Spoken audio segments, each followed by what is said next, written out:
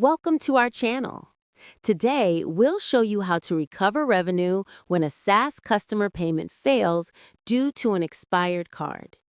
Step 1. Identify failed payments.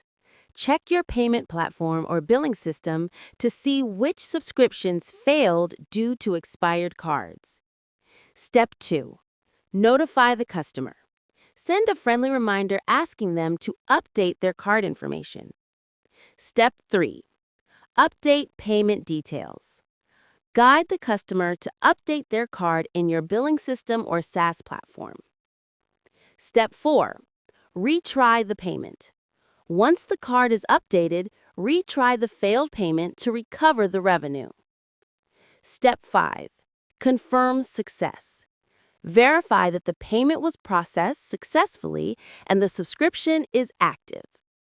Don't forget to subscribe to our channel and like this video for more quick SaaS revenue recovery tips.